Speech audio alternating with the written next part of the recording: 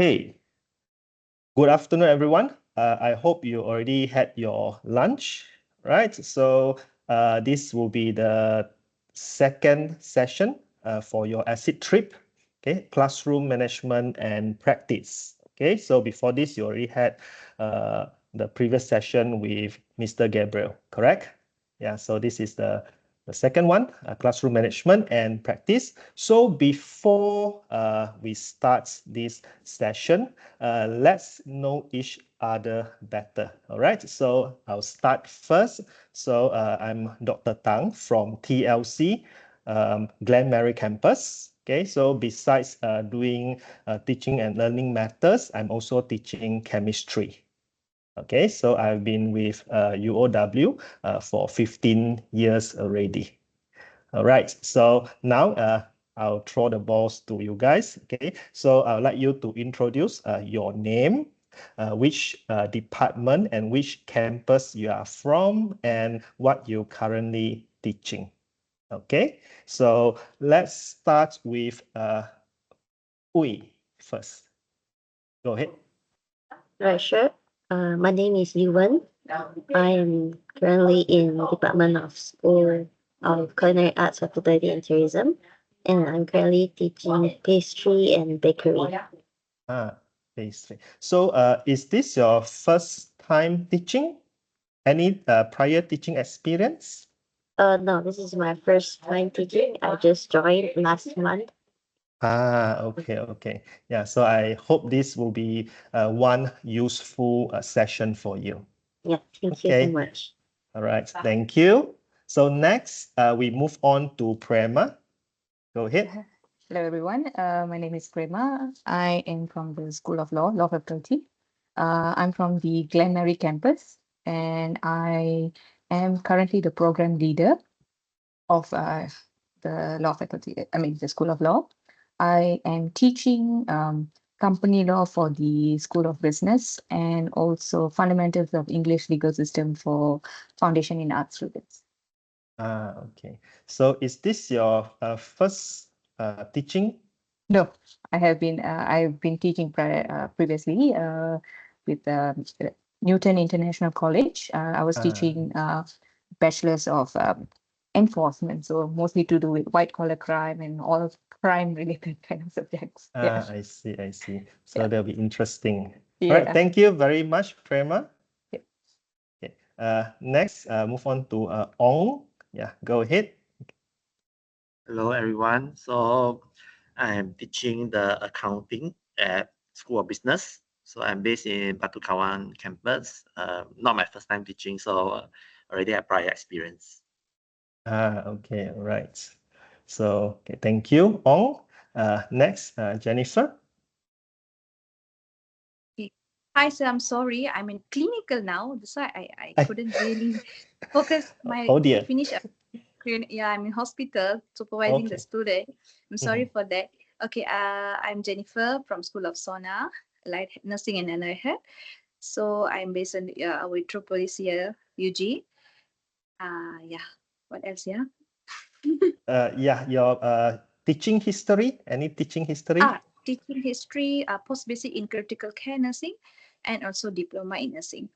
Okay. So that will is before you join UOW, correct? Before I join, yeah, correct.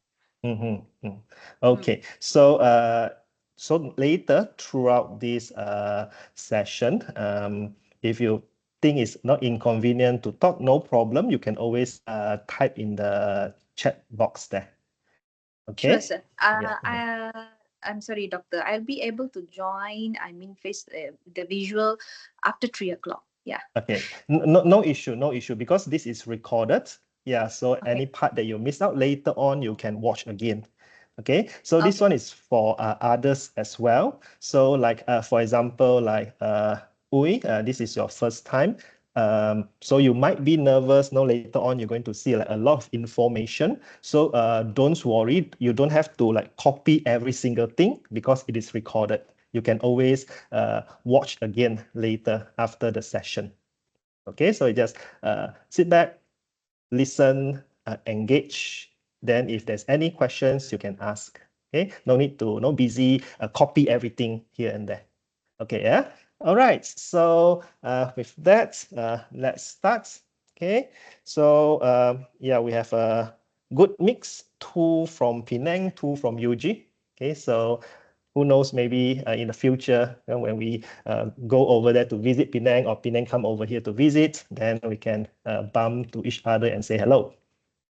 All right, so without further ado, let's start today's session. Okay, so I would say this is more like a sharing session, more rather than teaching, because everyone will have different experience. Okay, so it's more like sharing of the good practices and also the common classroom management. Okay, so let's start. Okay, so before we move on, let's look at this slide first. Just to confirm, from your side, you can see a full page, yeah? Full page, yeah? Okay, great. Yeah. So this is a perception. I believe those in this teaching field, you have this comment or perception from people around you. Okay, they always thought like, as when you are in this education field, you're actually quite relaxed. Okay, you just have to talk in front of the students, dance and sing. After that, you go back. Okay, you have during the school break, you just have 24 hours break without doing any work. Okay, so yeah, that's a common perception from outsiders. But when you are in the industry, you are teaching, then you realize actually it's more than standing in front of students doing teaching and other things. All right. So there's a lot of back end works we have to do. We have to do the preparation. We have to control the class, deliver the lesson. Okay. Make sure they actually fulfill learning outcomes. Okay. Then we have other paperwork to do as well. Prepare exam paper, mark exam paper, going for meetings and things like that. Okay. So that is perception and the actual work we have to do. Okay, so for today's session, we're going to look at these few things here. Okay, identify what is effective teacher's characteristic, then identify components in classroom management, apply the different classroom management styles, and lastly, identify students' misbehavior and proper action. Okay, so before we continue, let's look at this one here. Okay, so what are the characteristics of an effective teacher? So I would like you to scan the QR code and then do the survey. All right, so it's a short survey. You can put in more than one response. Okay, I want to see. Okay, your perception when we say effective teacher. Okay, what is the meaning of effective teacher?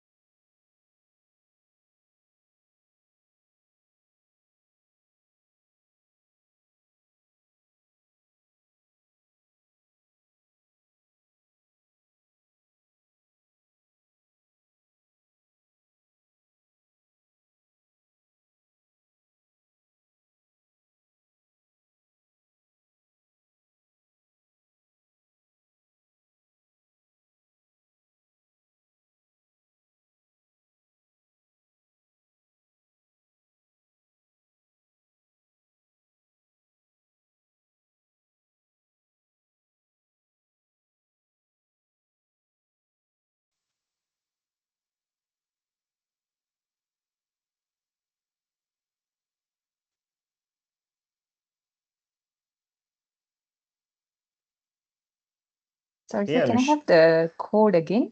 okay, okay. Yes.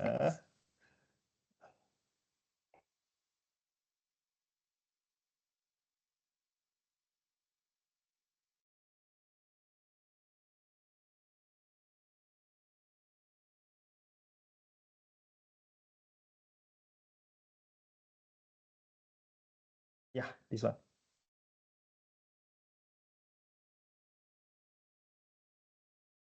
Okay, Got it, right. thanks. Okay, no problem.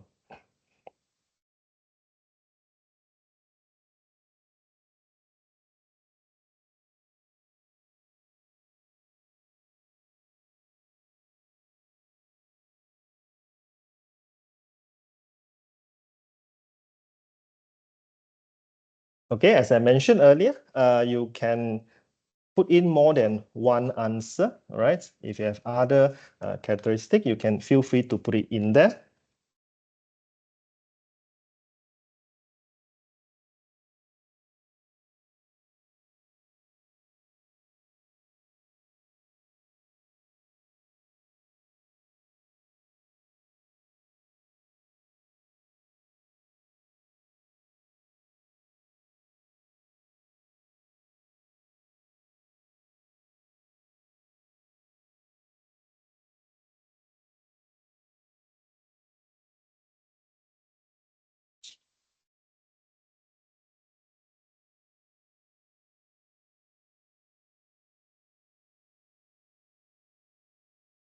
Okay, waiting for one more answer.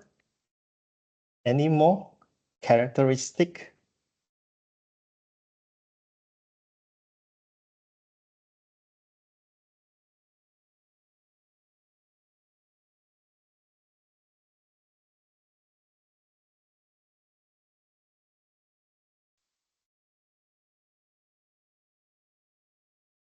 Okay, so let's see. Okay, let's go through this one. So over here we have able to deliver the lesson clearly. All right, so this one falls under communication skill. All right, good communication skill. And then we have organize. Yes, okay, organize. Next one, able to engage the students to participate actively in class regardless of syllabus. So this is able to communicate with students, another kind of communication skill. And also you gain the trust from the students, okay, to join the activity, all right? Next one, interact with students. Okay, so interact with students, this one can be either during the class delivery or outside of the class, the lesson delivery. So this one is when the students, they trust you. Okay, and lastly, this one here, approachable, knowledgeable, willing to learn, able to communicate effectively with different method of teaching. So it contains almost all of the characteristics, okay, of an effective teacher. Okay, so yeah, pretty much all these points, okay, are characteristics of an effective teacher. Besides these 5 points here, we can add in also. One is good listener. All right. So besides good in communicating the message, we have to be a good listener as well, so that we know, okay, the situation in the class. Okay. Besides that, we also need to have good working ethics. Okay. Or in other words, good discipline. Okay. So when we practice good discipline, the students, they will learn, they will observe us, okay, then that's where they will respect us. Okay, for example, in terms of the good working ethics will be like the simplest thing, okay, the way you present yourself, okay, how you wear your attires, you're punctual to class, okay, things like that. Okay, so yeah, so basically those are the characteristics that are not in this not in this slide here. Okay, good job. Let's continue.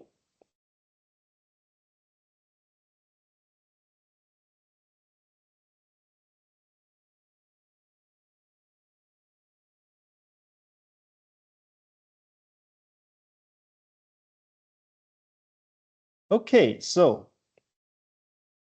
we already look at the characteristic, Okay, so pretty much the characteristics are all the good values we should have. Okay, so why now we look at why we need effective classroom management. Okay, so not, earlier on we look at characteristic of effective teachers. Okay, so we know those characteristics. Now we look at classroom management. Okay, effective classroom management. Why we need it. So over here you can see, okay, cultivate appropriate behavior. Okay, very important. Okay, correct inappropriate behavior, promote trust, friendship, accountability, and lastly, enable effective teaching and learning.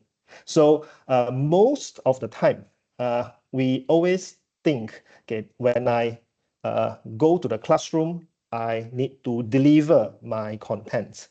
Okay, that is actually only one part of the things we have to do when we go into the classroom as a lecturer or teacher. Okay, besides delivering the contents, we need to do these three things as well. Okay, when the students, we notice they have some bad behavior or misbehavior, we have to let them know.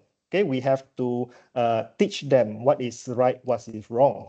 Okay, or if we need to cultivate certain behavior, like for example, like in the kitchen, okay, they need certain kind of discipline. So we have to cultivate that from the beginning. Okay, and lastly, the third point over here, promote trust, friendship, and accountability. Yeah, this is also very important. Okay, if we don't have these third points over here, then the classroom won't be lively. Okay, the students, they won't trust each other. There'll be bullying case. They won't share things with the lecturers because they don't trust you. Okay, so in order to have effective classroom, things go smoothly in the teaching and learning. We have to make sure we gain their trust, and then we have to teach certain good values to them and correct their some misbehavior.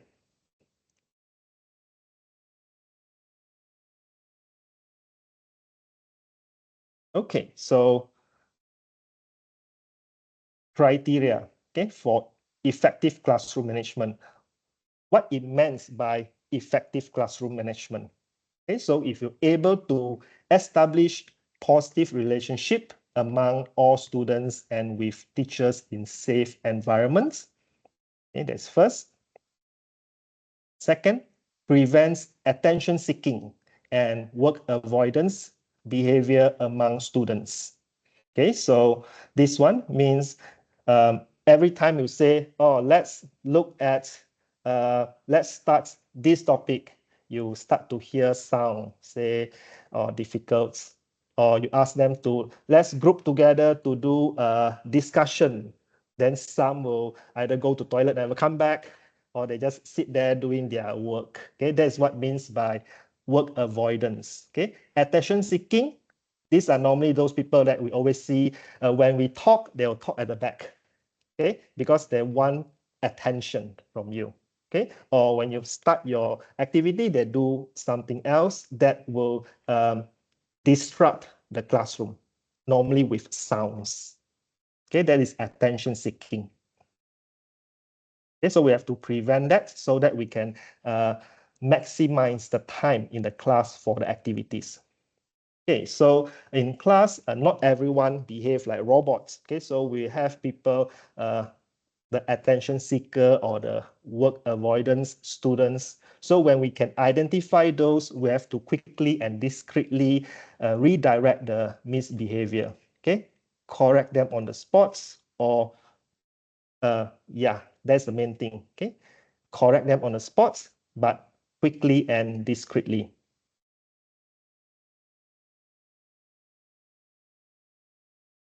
And sometimes we do have students with more persistent and chronic misbehavior. Okay, so for those, we have to come up with strategies simple enough to apply them consistently. Okay, the persistent chronic misbehavior, it can be as simple as always late to the class for no valid reason. Okay, or they go for the toilet break and that's it, never come back. Okay, so that is considered as it can be persistent. Okay, it's throughout the, like you will notice the pattern, first week, second week, third week. Okay, so there's persistence. So if this is your first time, okay, you can try method 1, method 2, then along the way, after few semesters, you should be able to come up with a better way, okay, to tackle this kind of situation. Then you can use that for the other class. Okay, for the junior lecturers, when you have this kind of issues, you can always talk to your seniors. Okay, they can give you solutions or ideas. Okay, how to come up with simple strategies to sort this kind of problems. Okay, like late to the class, never submit homework, okay, or even like those sleeping in the class, that kind of things. Okay, number 5 here, teach self-control instead of punishment. Okay, so our students, they are considered as mature young adults. Okay, so of course we don't use the rotan to rotan them anymore to discipline them. Okay, we have to actually teach them, okay, how to solve certain problems, let them learn from the mistakes. Okay, for example, like the submission of homework, for example. Okay, so if we just ignore them, okay, first time they never submit homework, we just ignore them. So definitely they're going to treat you as, they won't treat you seriously. So, and they'll continue to do, okay, without not submitting homework. Okay, but if you tell them or you get to know why you never submit homework, then they say no time. Then you ask them, this is like outside class, sometimes we call them out, have a discussion. All right, so why you never submit your homework? No time. They'll try to dig in some more. Then how you plan your days? Then they'll tell you the things, and then after that you can tell them, okay, you see, for example, at night, you see 9 to 10 p.m. you are chit-chatting with your friends at the mamak shop. Why don't you use this time to complete whatever task given to by any lecturers? Okay, then yeah, you can try to do this. So you teach them certain organization skills, and then if they want to learn, they want to improve themselves, they will take your advice and try that. Okay, so when they try to use those things, those are considered as self-control. Okay, so you give them a new skill. At the same time, you remove their misbehavior. Okay, but again, okay, this will take time, especially for junior lecturers. Okay, along the way, you will pick up these kind of things. Okay. And lastly, respect cultural differences. Okay, I believe in your classroom, you have students from various backgrounds, different race, different religion, or even nationalities as well. Okay, so different culture, they'll have a different way to express themselves. Okay, so we have to know at least the minimum, okay, not to cause some racial issue in the class. Okay, like name calling, that kind of things. Okay. All right, up until here, any question? Okay, no question, good. Now, so we already have the characteristic, okay, how an effective classroom should looks like. Now we look at the person, us, okay, teacher, lecturers. We are the center of attraction. Okay, so whatever we said, the students follow. So in their eyes, we are a teacher and also a leader. Okay, we can take ourselves as example. We have been through schooling days, university days. We will have 1 or 2 lecturers that we still remember until today. And we always say, oh, this lecturer or this teacher is very good, very caring, or very knowledgeable, that kind of things. Okay, so means they will leave some impression on us. It's either bad or good. All right, so let's look through here. Okay, leaders, the type of leadership, what they will see us as. Okay, a leader. So the first one is legitimate leadership. So this one here basically is the most basic leadership. Means because you are a lecturer, you are a teacher, automatically the students will respect you. Okay, they just see you as a teacher, nothing more than that. Okay, in a class, they'll listen to you. Outside the class, they don't see you. Okay, they'll avoid you or things like that. That is legitimate leadership. Okay, means they don't see anything more in you beyond just a person to deliver the lesson. Okay. Second is reward leadership. Okay, so rewards in the form of privileges, titles, responsibility, approval. So we know that some styles, some teaching style, the lecturers always give rewards, like, there's a group discussion, for example. So the best presentation, you'll get certain rewards. It can be like, or you can go back, you can go out like 5 minutes earlier, or they'll give some items as rewards. Okay, so this kind of lecturers, the students will remember you as someone that give reward for good work. Okay, and it sounds good, but for us, if we want the students to remember us in this way, means every time you have to reward them. The moment you stop the process, then they won't participate in your activities anymore, because they already tried once. Oh no, they like the rewards. Then the next time, no more rewards. Then they won't participate anymore. They are there. They respect you. They listen to you because they want the reward. Okay, so that's the second type of leadership. The third type here, reference leadership. So teachers who exhibit values such as caring, ethics, fairness, and trustworthiness. Teachers have a strong rapport with students. Okay, so this is what we call as favorite teachers. Okay, favorite teachers. So for reference leadership, the students, they'll look at you as a motherly person or a fatherly person or a brother or sister. They trust you. They will listen to your advice and instruction. Okay, and any time when they have any issues, you are the first person they'll think of. Okay, because you care enough for their performance in the class. Okay, sometimes if we recall back, we might have teachers that before the class starts always ask, how are you today? Yesterday you have this issue, how is it now?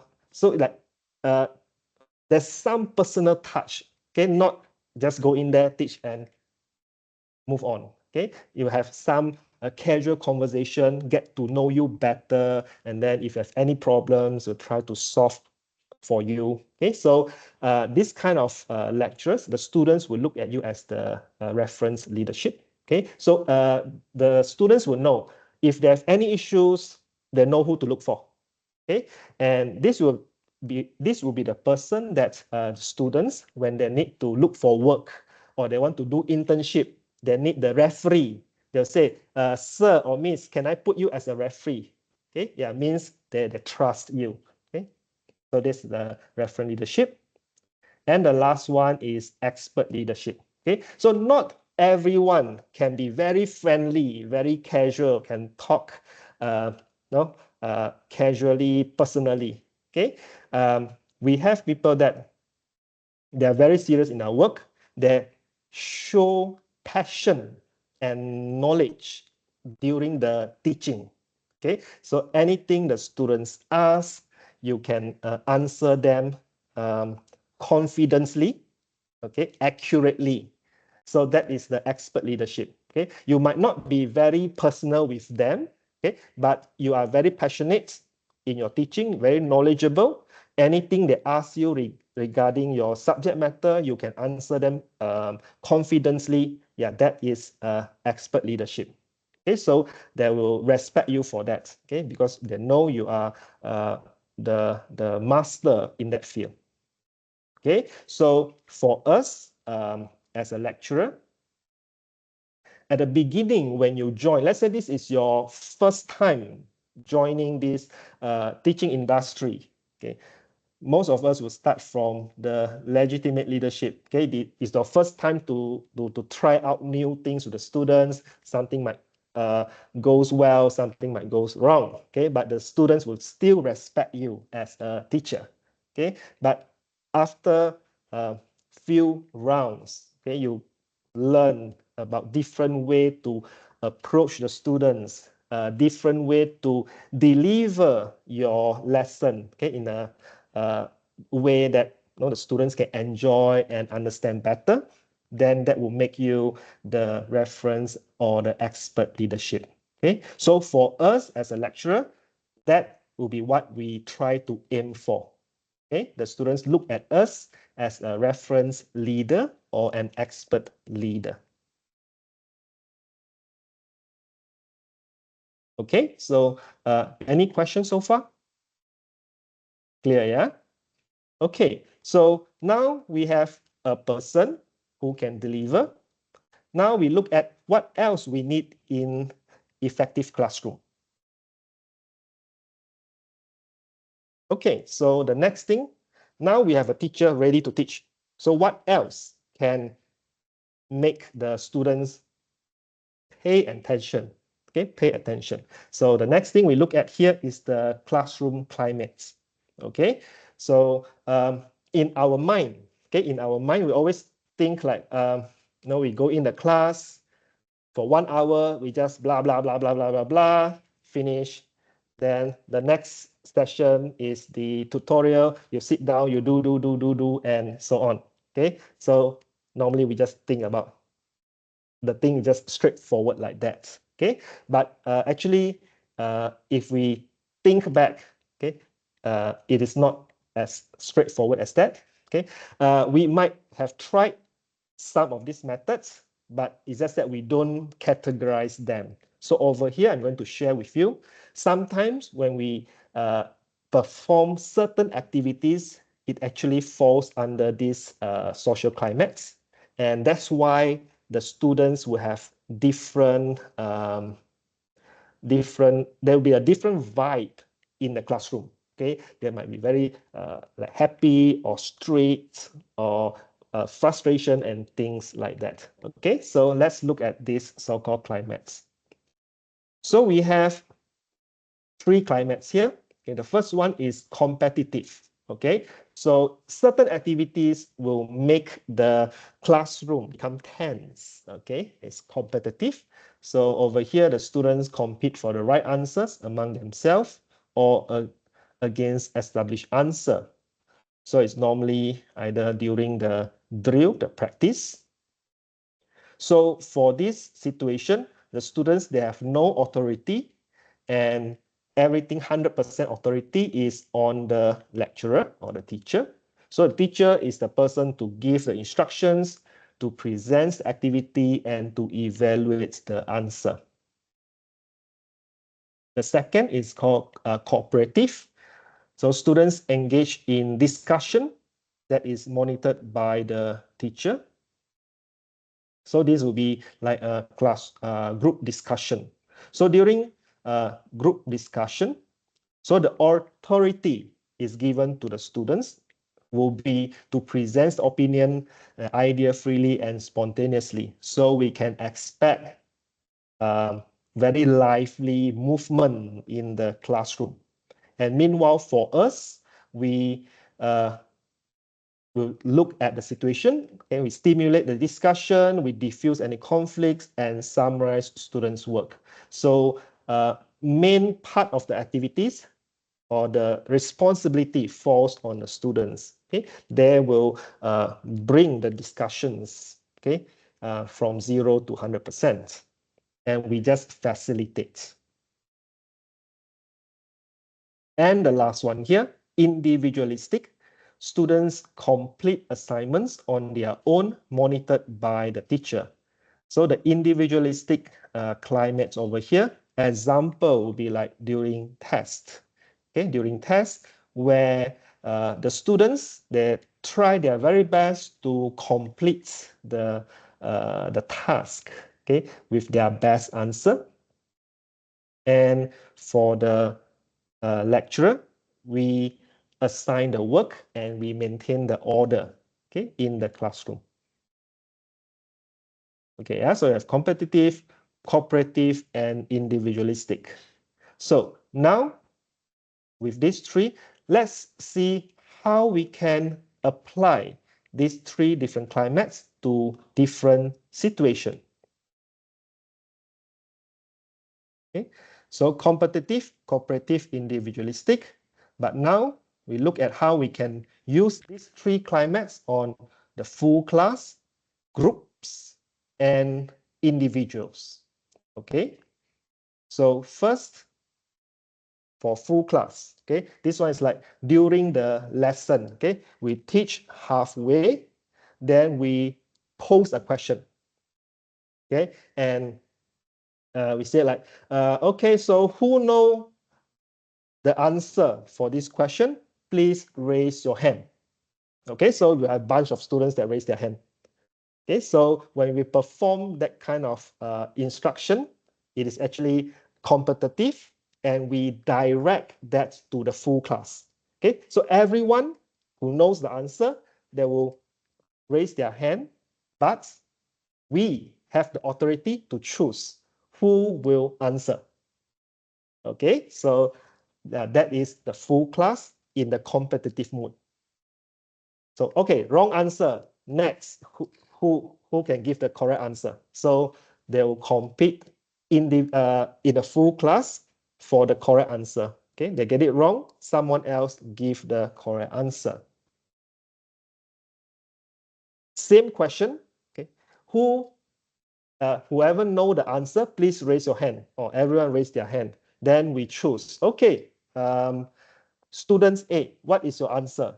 The students either give a wrong answer or stuck halfway. Then we said, all right, who can assist? Then the students sit besides with the person, and the person give another new answer, a correct answer. Okay, so that will be full class and cooperative. Okay, because there'll be discussion among them instead of competition. Okay, they don't know the answer. You ask them the question, they don't know the answer. Then they just try to get the answer from people around them. Okay, so that is cooperative. And the last one is individualistic. Okay, full class, individualistic. This will be something like, we drill them like, okay, so what ABC stands for? Then everyone will say A is what, B is what, C is what. Okay, or no, when you are doing cooking or baking, what are the 5 main items you need? Or everyone, okay, that they tell the answers. So that will be individualistic and full class. Okay, so if you have tried those methods before, then now you know like the category. Okay, so yeah. So you can see when we try differently, there'll be a different vibe in the classroom. Okay, so for example, like, okay, let's go through this one first. Okay, then we look at details. Okay, second, groups. So we always think like when we have a group work, it will be just cooperative. Okay, that's not really true. Okay, in groups, we still can have competition. Okay, everyone doing the same task, and we pick which group presents the best. Okay, so that becomes a group work, but competitive. Or if we just want group work, that cooperative means everyone in the small groups, they're responsible for their own sections. After that, everyone will combine their answers to have a larger picture. Okay. And the last one, group work, but individualistic. Okay, so now the groups become individuals. Okay, so each group, they will complete assignment in different from other groups. Okay, for example, if we look at the cooperative groups cooperative, okay, it will be something like you have a, let's say, a case study, a project case study. So that group A, you think about the section 1. Group B, you think about section 2. Group C, you think about section 3. Then when you combine together, you have a big picture. Okay, so there's cooperative as a group. For the individualistic groups, it will be totally different work. For example, sometimes when we teach, we want the students to present certain topics, a certain section in the topics. So like, okay, group 1, you will prepare the presentation for subtopic 2 from topic 1. And then for group 2, you're going to present the subtopic 3 from topic 2. Okay, so everyone that they're presenting a portion from different topics, not related to each other. Okay, so that will be the group work, but individualistic. Next will be individual, competitive individual.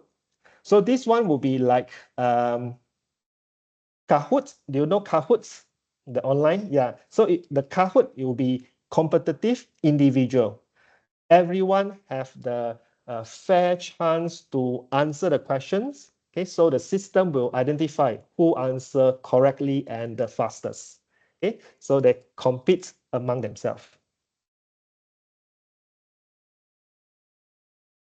Then we have cooperative individuals. Okay, so how individuals can be cooperative. Okay, so this one is, if you know peer marking, that is basically individual cooperative peer marking. So everyone do the task on their own. Let's say, we give them, okay, so you have 15 minutes, answer the questions. So everyone do it on their own.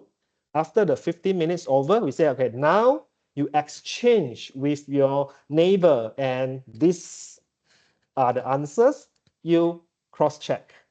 Then you check for your friends, and then after that, okay, discuss among yourself which one of you get it right or wrong. Then you have the discussion after the work, okay, in pair. So that will be individual cooperative.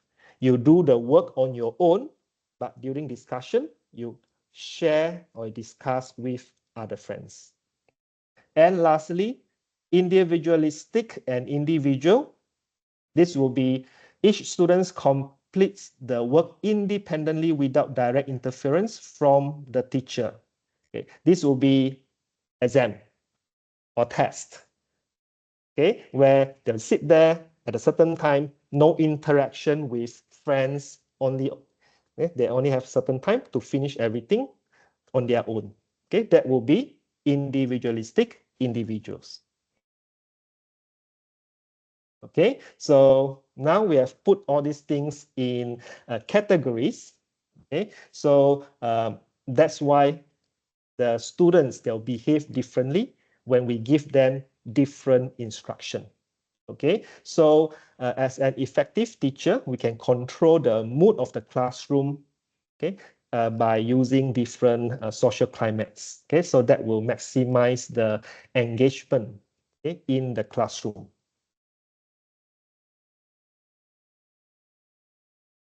Okay, so this one here, of course, again, everything is try and error, and every class, every group of students might give you different feedback, okay, response. But that will be for you to experience, okay, how they behave when you do different style, okay, of activities in the class.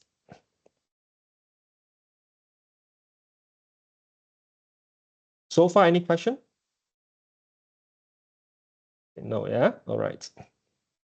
Again, if my voice either too soft or I'm talking too fast, feel free to let me know, okay? All good. All good. All right, thank you. Okay, so that is the first one. Okay, the climax. The second one is the physical climax. This will be the arrangement. Okay, arrangement. So typical classroom will be like the picture A over here. Okay, we have all the students looking at the teacher. Okay, so this is the typical we say as a sage on the stage. Okay, you talk, I listen. Okay, it's more to like a one-way kind of interaction. Okay, but this will be typical classroom setting. Okay, so if you want the students to have more collaborative, then it should be like number 2 here. Okay, where they will be facing each other for the discussion. And the last one here, horseshoe, okay, is quite unlikely for us to arrange our classroom like this, okay? But this is very effective if you have the students to present their idea to the class effectively, okay? Because the presenters will be standing over here in the middle and will have the same, almost the same distance with everybody. Okay, so this will be effective if we want the students to present their idea verbally to everyone. Okay. Of course, these are just 3 examples. If you Google the classroom settings, you have more settings, but typically it'll be alternatives of these 3 versions. Okay, so these 3 are the common versions that we have available in our classroom.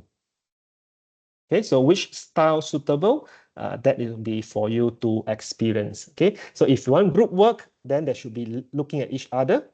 If you want just a lecture for you deliver the message, then it will be traditional. Okay, or even we have a typical presentation. The students present. We want others to focus.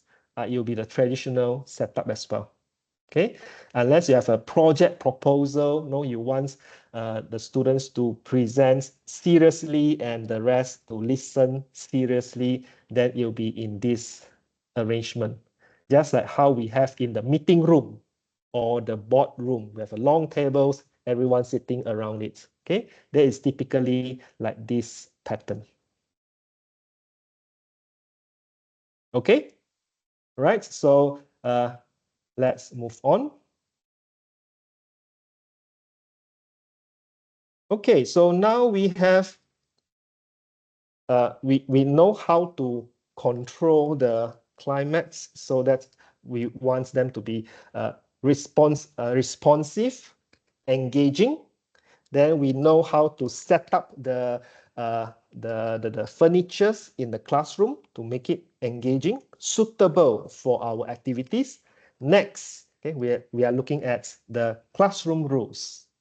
Okay, this is also one important aspect. Okay, the classroom rules. I know now it's already, I think, around week 5.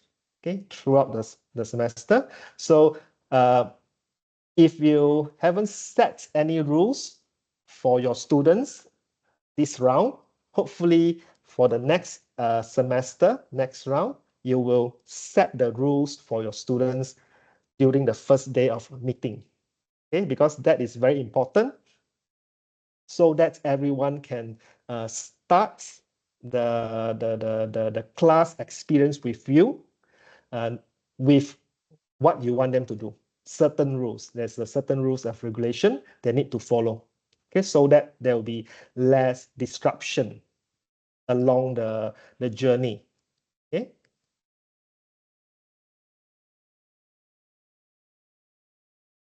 Okay, so main purpose here, to maximize work engagement and minimize disruption, to promote safety and security, and avoid inconvenience to other users.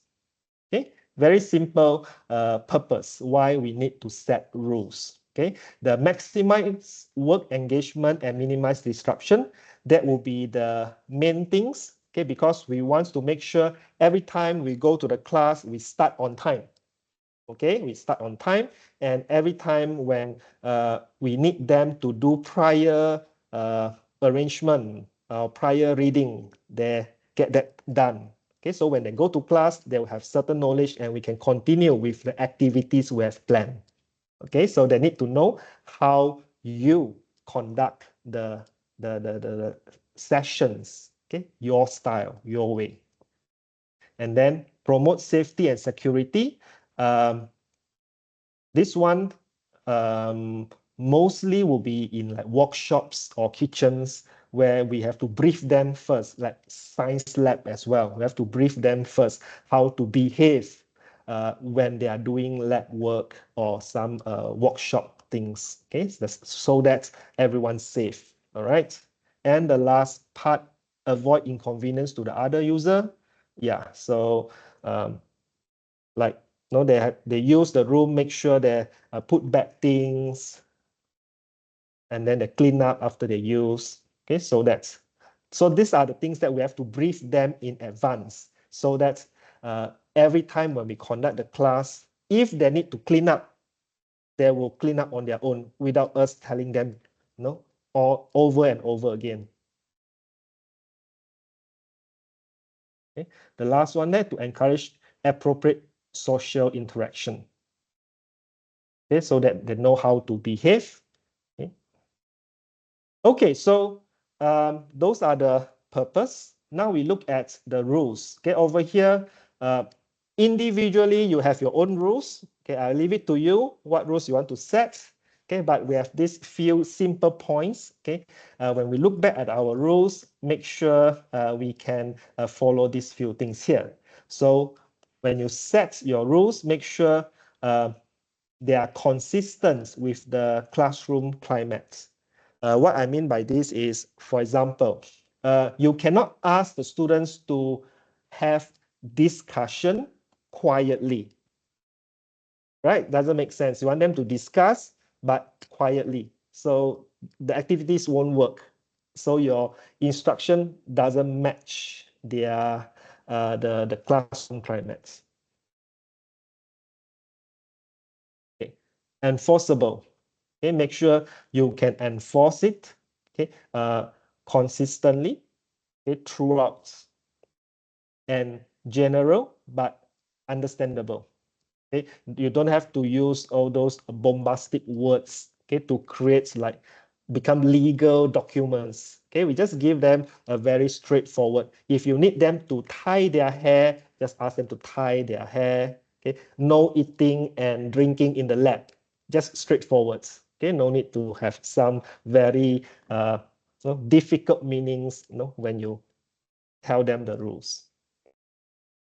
And then we have to make sure also the rules, okay, first, like over here, it says enforceable. Okay, enforceable. It means it is very practical. We can use it all the time.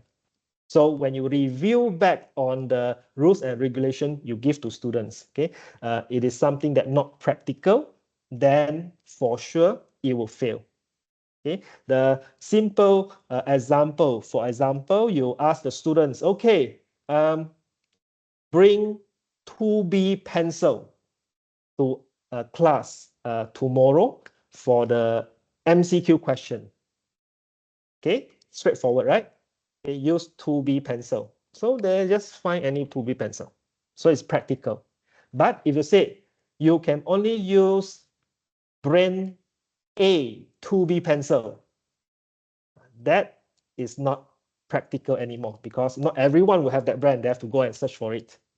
Okay, so rules must be practical.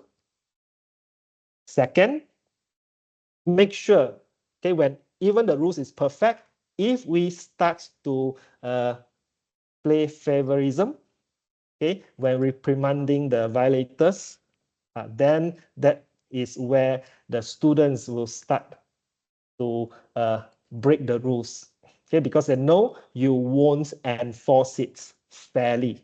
Okay, so make sure you have a rule you have to follow through. Okay, if you said you cannot come in the lab wearing slippers, so make sure all cannot come in with slipper. Okay, and the last, teacher fails to enforce it firmly.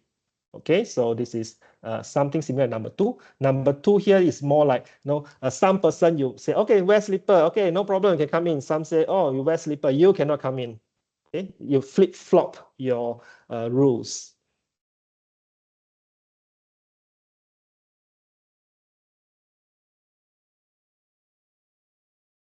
Okay, so far so good.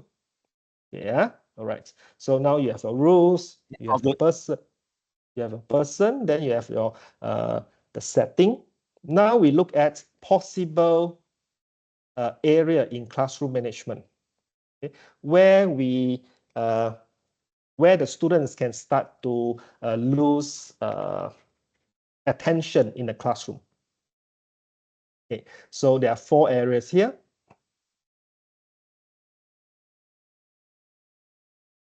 Okay, so in the class, generally, when we deliver our activity, we have to constantly monitor the class. Okay, that's why, like, for me individually, I prefer face-to-face classroom experience. Okay, because by looking at their expression or their movement, you can tell roughly, like, what situations they are in, whether they're still paying attention or not, or whether or not they're lost, they don't understand.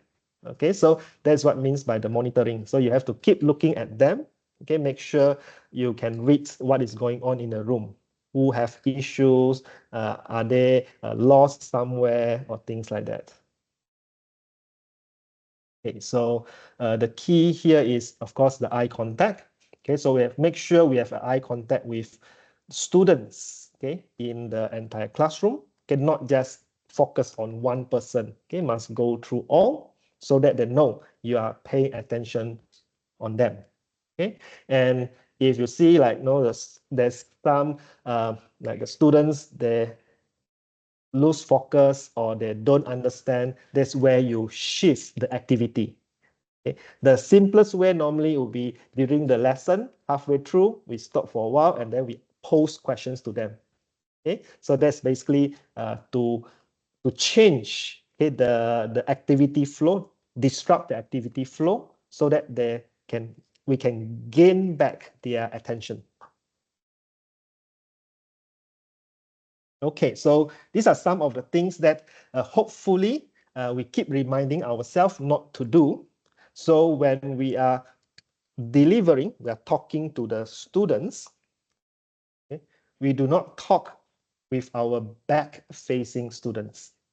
Okay, so this one is quite a common things we observe, where sometimes when we write on the board, when we write, we talk to the board.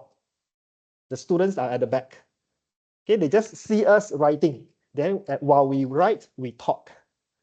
Okay, so that is not effective of delivering, because your voice projection is to the board. Some might not hear you. And because they don't see your mouth moving, they just look at what you write. So they might miss out what you want to say. Okay, so delivery like that won't be effective. Second, this will be a bit creepy. When you talk, you just stare at one student. So that person will feel uncomfortable. Okay, meanwhile, the rest of the class will say, no, what's wrong here? Why you just pay attention to one student? Okay, so when you talk, you have to keep looking, like, few seconds over here, move few seconds over here, then move few seconds over here, okay, and continue. Okay, and the last one here, we talk to besides students. Okay, you look at the windows, you look at the ceiling, Okay, so that first is your voice projection won't be clear. Second, when the students look at this kind of behavior, they will think like, you are not interested in the class. Okay, you want to leave the class or things like that. So they automatically they won't be interested in your class anymore. Okay, because of your those small gesture of just looking out at the door while talking to them. Okay, so these are some of things that we have to take notes. Okay, we observe them. Okay, at the same time, we have to make sure we don't do some of these things here when we are delivering our subject matter. Okay, so this is the first part, monitoring students. Second part is making transitions. Okay, this is where sometimes we have some disruption when we are making transition. So the kind of interruptions that we expect to see will be the students will start talking, okay, moving around, and then they are doing other activities. Okay, so what's the meaning of making transition? You just look back at our flow in the class. Okay, so we might have lecture. We talk about, let's say, topic 1. Okay, we talk about topic 1. After that, we move on to solving questions. Okay, so giving lecture, solving questions, this will be 2 activities. So the transition in between there. Okay, so that's transition. Then after the activity, we give them break. Then after break, we continue again with lesson. So these are considered as different activities. So they have to transit from one to another activity.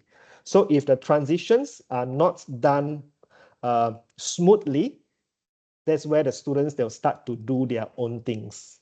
Okay, so the reason why we have these interruptions, okay, first, the students, they are not ready for the next activity. Okay, we ask them to solve questions, but by the time we change to next activity, they're still struggling in doing the previous activity. Okay, so that can be the reason why they are not paying attention to you, or they have no idea that you are actually doing the new activities already, or they do not know how to react.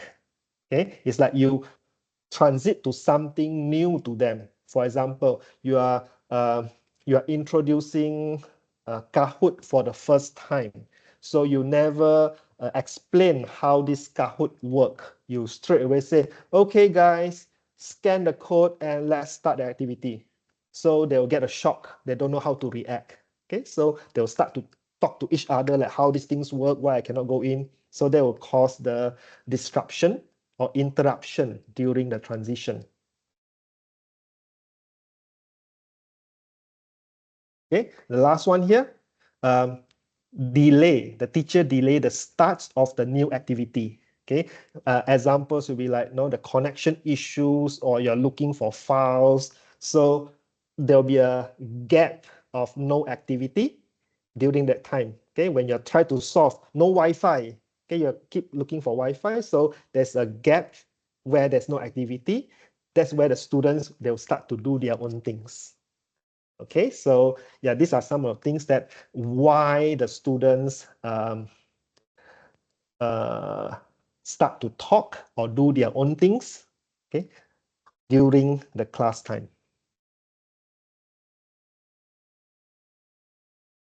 Okay, so the interruptions over here will reduce if the routine is established. Okay, that's why it's very important. At the beginning, the first day itself, we don't straight away jump in full mode teaching, right? Normally the first day, we will lay out, okay, these are the rules you have to follow. These are the, what do you call that? The application we're going to use. This is how you access your KAMU A, B, C, D, E. You try to make them familiar with the system, and then your style. Okay, 3-hour class. After 1.5 hours, you have a break. Then we continue again. Okay, lay out everything nicely for them. Then the second class, you can go full mode. At the same time, you still remind them on certain things. So once they're familiar with that, then the week 2, week 3 onward, everything should go smoothly. Okay, if you have a very similar patterns in your teaching style. Okay, so that's making transition. Third, giving assignments. Okay, so this is a part where we might have some disruption, okay, by the students. Okay, so sometimes when we start to say, okay, you have to do this work, the students start to grumble, okay, because they don't want to do the things. They'll take it as another task for them to do. Okay, so they have no choice; they have to do. Okay, but we have to so we have to come up with a way to make them willingly accept the homework or the assignment. So first, what we can do is, let's say in your style, you always want them to do exercises after your class. So you can include the questions readily in your materials. Okay, so for them, it will be like the first time, maybe they grumble, but then after that, they see the pattern. After class, question. After class, question. After class, question. Always the same style.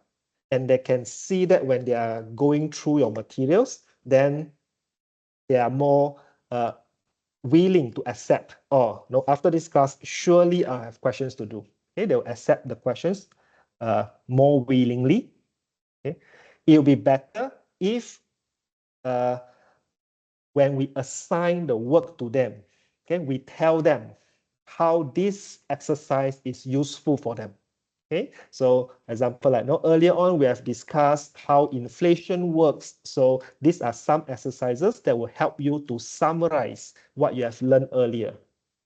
Or these are the questions for you to understand what's inflation about. Tomorrow, when we cover something else, then you can follow that lesson much easier. So you try to sell to them why you need to complete this work. Okay, and then the next way here is you have to give them motivation. Okay, when you are returning the work to them.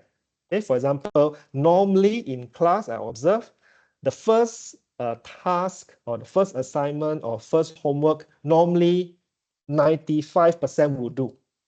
Okay, then the participation rate will drop if you never feedback to them. Okay, you never mark their work. They just submit, you never mark, you never discuss. So the participation rate will drop along the way. Okay, but if you actually take time to mark and you give personalized comments on whether which part they have to improve and things like that, then that will increase their rate of submission. Okay, will increase the rate of submission because they know you will go through their work, you will comment on their work. Okay, so yeah, the feedback part is important. Okay, when we ask students to do work. And the last part here, it can be controversial. Okay, we use this all the time. Okay, but sometimes different people, they'll have different impact when they hear these terms, like, you give them homework, okay, complete them on time, okay, finish them all, or make sure they're all correct. Okay, so if some students, okay, they might get triggered when they hear this word, then they'll retaliate, they don't want to do. Okay, but most of the times we said, these are the homework for you to do. Instead of say you complete them on time, you can just give them, kindly submit by which day, which time. Okay, at least they, in their perception, they have the free will to do and when they want to submit. Okay, and also like make sure they're all correct or answer the questions correctly. It's like no, you are forcing them to do the things correctly, so they might reject you. Okay, so instead of that, if you ask them to just attempt the questions, then they'll be more willing because they know there's no judgment. Okay, they answer wrongly, you feedback for them the correct answer, no problem. But if you give them pressure, answer them correctly, then yeah, you might have the retaliation by the students. Okay, along the way, they will fed up and they'll start miss the homework. Okay, the last parts of these areas where we'll have some issues will be the last part here will be bringing closure. Okay, so we have done good job from the beginning, talk, activities, that, then ending. Okay, the ending part. So normally we won't end our class abruptly. Okay, we have to make sure all the things don't go very high, and then after that we have to bring them down to let them know it's the end of the class. Okay, at the same time we still want to deliver some of the points to them so that they can remember. Okay, so when bringing the closure to end the class, okay, few things we can do. We can always consolidating key points, summary. Okay, we summarize what they just learned, or we can throw the balls to them, ask them to summarize what they have learned. Okay, so at least until the very end, they are still engaging, okay, in the class. Okay, summarizing key points. Okay, providing structure. Okay, so you basically all these 3 points here, they are more to you summarize, okay, what they have done in the class. All right, so any questions? All okay? All right, so if no questions, let's take a short break, okay, 10 minutes break. After that, we'll continue with the second session. Okay, so 10 minutes means we'll see you again at 3:30. Okay, 3:30. All right.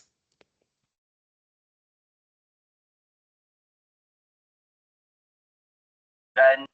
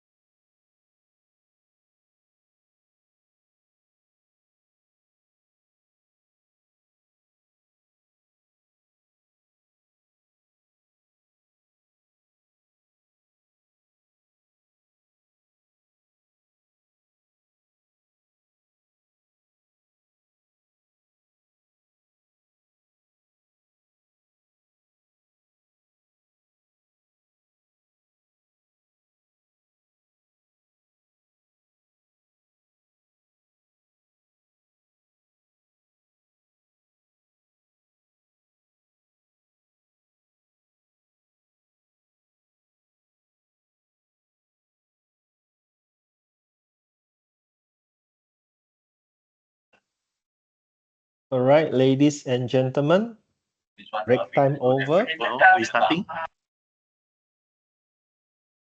Okay, I'm going to start the second session now. Hope you all are back. Okay.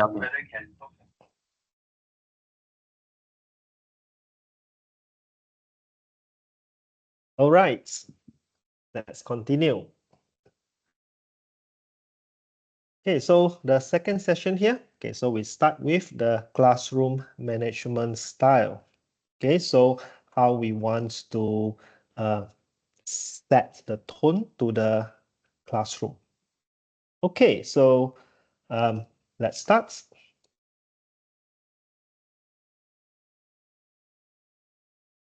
Okay, so the first style is called humanist tradition. Okay, so this method involves a lot of human touch. Okay, so a lot of interaction. Okay, so we have congruent communication. So congruent communication basically it shows that you meant what you say. Okay, so when you deliver a certain message, your action should tally with that message. Okay, so when you say you actually care about the student's performance, okay, your action should tally with what you mentioned earlier. Okay, so that's what I mean by congruent communication.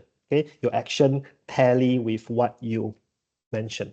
Okay, so this kind of okay, so when we do, so this is, I think, normally what we do to our mature students. Okay, so when we communicate, okay, make sure the message they are sane, okay, and logical message. Okay, so when something happens, okay, we just mention about the situation. Okay, we try to solve the situation rather than like blaming them, humiliate them, or threaten them. Okay, so we try to make sure the message is as neutral as possible, but at the same time, it can deliver through the students. Okay. Then if the students there tell us their problems, their situation, okay, we have to accept what they tell us, okay, and without any judgment. Okay, we accept them, we try to listen to them, and then if we can offer solutions, we give them solution. Okay, we don't judge them, we don't comment on why they end up with that situation or things like that. Okay, avoid using label. Okay, so this is very sensitive. Okay, we don't label them as lazy, bad attitudes because we have no idea about their background. Okay? And even when we praise them, we have to praise carefully because we don't want the students to get wrong idea. Okay, for example, the simplest example I give over here is the when we put remarks, oh no, you are genius. Are they really genius? Okay, or when they complete their work, we say, no, this student's A is a good student because he completed homework. So good students and completion of homework doesn't come hand in hand. Okay, it just responsible. That's all. Okay, he's responsible for completing homework doesn't mean he is a good student. Okay, so when we compliments, make sure it is appropriate. Okay, and we don't overly praise them with some bombastic words, okay, that make maybe others will feel jealous. Okay. Then the next one, okay, still under the same category. So this is like when we discuss with the students, okay, when they give us, when they tell us their problems, okay, we suggest alternatives for them instead of enforcing on them. Okay, we don't tell them why not. Let's do this. Okay, you go back, you do this method. Okay, we give them option. Okay, so why not you look at these few ways? Okay, try to figure out which one is the best for you. Okay, so we show them alternative instead of forcing them, instructing them. Okay, and because over here we are treating everyone like human. So when we communicate, okay, our frustration, okay, we use the word I over here. Okay, for example, like no, you feel disappointed of the presentation, okay, because it's lousy. Okay, but we don't say your presentation is lousy. Okay, it will hurt them. Okay, so we have to tell them that no, I feel disappointed with your presentation. I believe you can do better.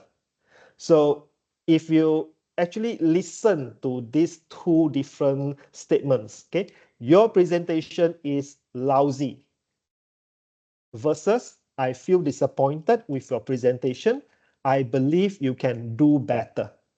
Okay? The second one is less hurtful, okay, because the students can feel that actually you care for them and I actually let you down because I didn't prepare them properly versus the first statements you said your presentation is lousy is like no, you personal attack, you attack on their efforts. Okay, so when we give out statements, have to think twice, okay, whether or not it will be hostile to the students. Okay, so that's we want to create one harmonious environment in the classroom. Okay, in other words, we think before we talk, right? Okay, so under the same style, the humanist tradition, we emphasize more on cooperation, cooperative learning, cooperation, instead of competitive. Okay, but we still can have competitive environment once in the while, or else the classroom will be, the activities will be quite boring. Okay, but most of the time, those follow these methods, they prefer the students to discuss among themselves. Okay, so the students, when the lecturer sets the rules, okay, the students, they have to agree, okay, all of them, okay, sit down, go through the rules, they all agree with the rules. Okay, so when they agree with the rules together, they know when they actually, let's say they make some mistakes, okay, they know early on they have agreed upon the rules. If you need to punish them or what, they will willingly, okay, take the punishment. And then also in terms of disruptive students, okay, some students, they can take your comments directly, okay, that's fine. But we also know nowadays, okay, we all sometimes feel quite sensitive. So if we point out the problems directly, they might not feel uncomfortable. Okay, so it's best if we can just set a time outside of away from others and just tell them, okay, face to face, and yeah, that will be more private, and they won't feel embarrassed, and there'll be less what do you call it, objection. Okay,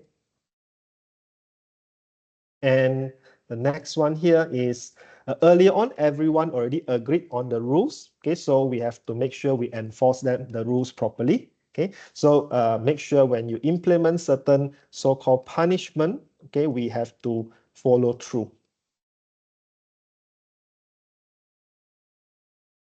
Okay, so that is the first style, okay, humanist tradition. Okay, so all is about communication. Okay, very common sense, very harmonious kind of methods. Second is applied behavior analysis tradition.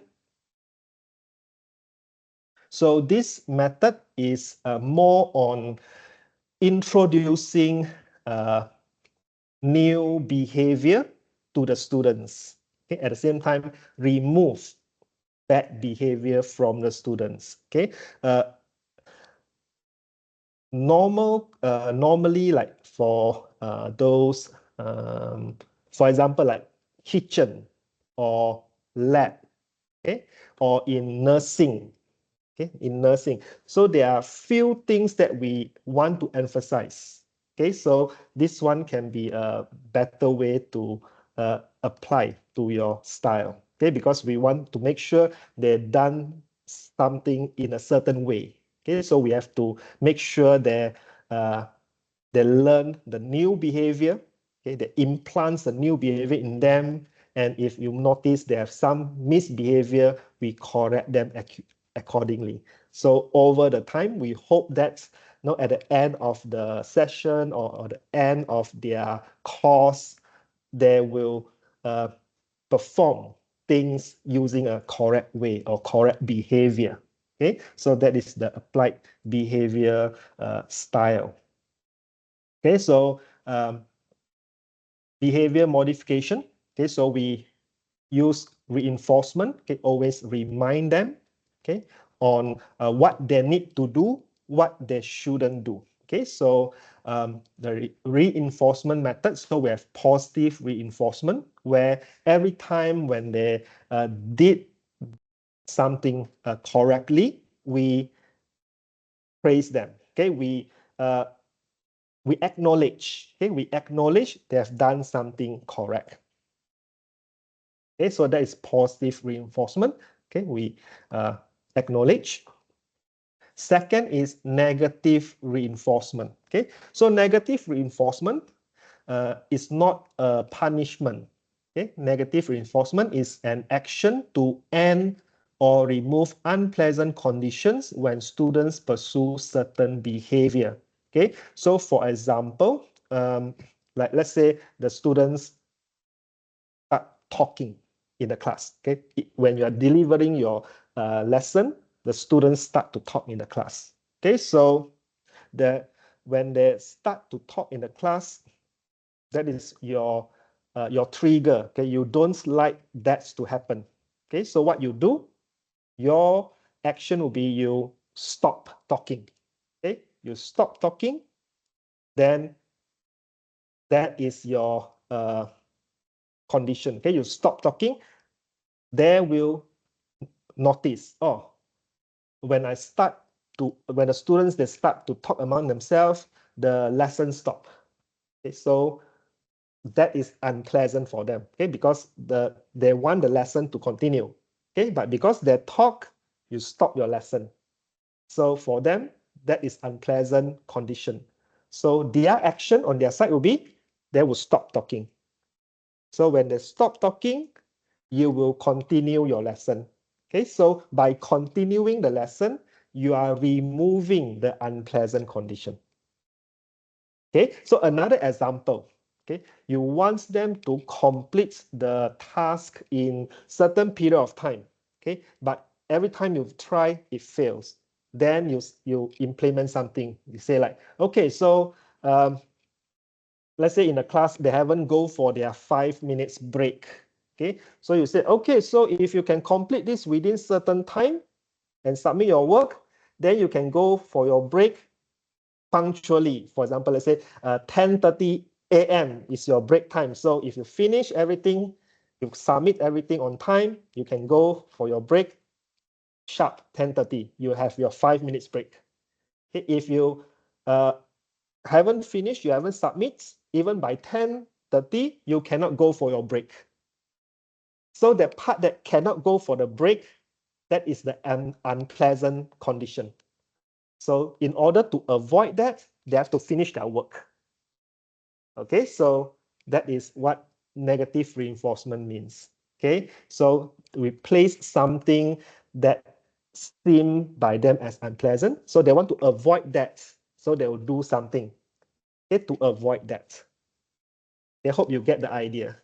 Okay, same like now when we are driving, you notice, right? We have to always buckle up. If we don't buckle, something blinking, or we have the alarm.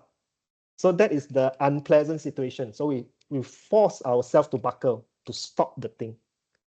Okay, so that is negative reinforcement that we can see around us.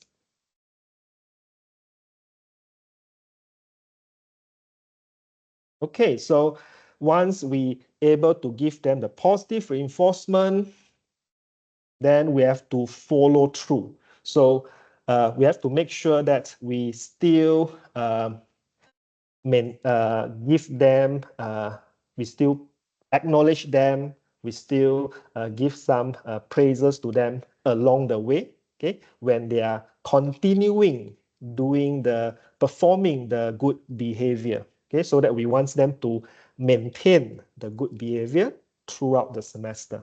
Okay, so we still give them feedback when they complete their homework. Okay, if they've done something good, we acknowledge them. Okay, so along the way, we still give them acknowledgement. Okay, so that will reinforce them for that particular behavior.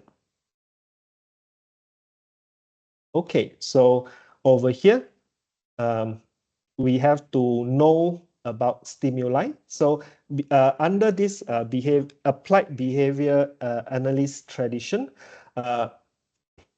we believe that the students, okay, or people, they behave in certain manner due to stimuli. Okay, there'll be certain stimulus that make them behave in a certain way. Okay, example, easy one here will be like sound. Okay, sound can be a stimulus. Okay, so in a noisy room, if everyone start talking, then it will make the room become even noisier. Okay, so if we remove the sound, then yeah, everything will calm down. Or even like examples like light. Okay, so if you always on the lights for discussion, off certain light for presentation. So after a while, the students, they'll associate the lights with the activity. So they'll behave differently at certain time. Okay. I think you can observe that in your classroom, in your next class. Okay. Like if every time before you give lecture, you will off the front lights, then you will notice they will behave differently. Okay, so that means like that stimuli, that stimulus, okay, will activate certain students' behavior. Okay, or like another example here, observers. Okay, so normally we notice that if there's any stranger in the room start to looking at the students, they'll behave better.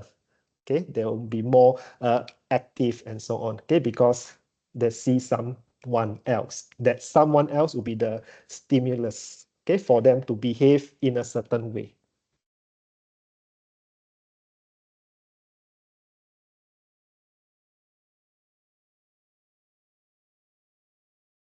Okay, so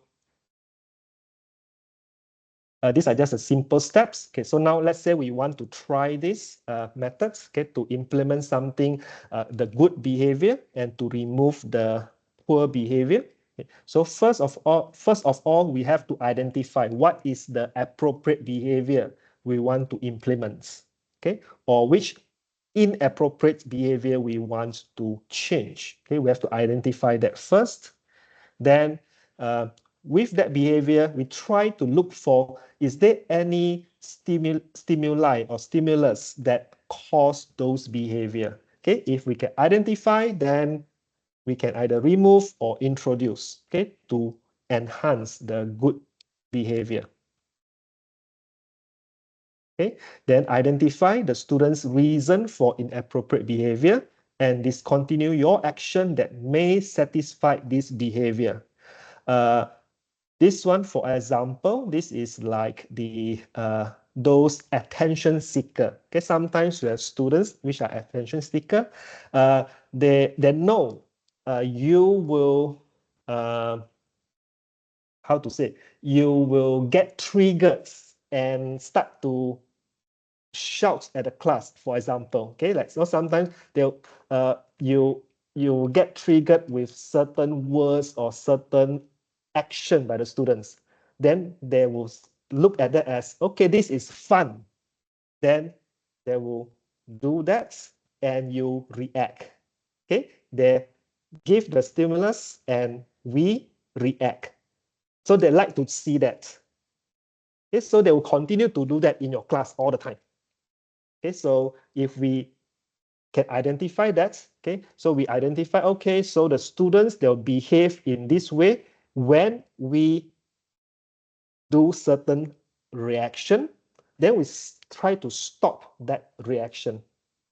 Okay, then when the students start to see, oh, this lecturer doesn't react in the manner that we expect, then they will stop that. Okay, so that's something that yeah, we can, if we pay attention, we might notice. And the last one here, of course, once you have done the first three, then you can create procedures, okay, the steps on how to reinforce appropriate behavior and also to replace the inappropriate behavior. Okay, so that's the second style. Okay, second style. Okay, you want to change the students. Okay, you want to change the students' way of behaving in a class.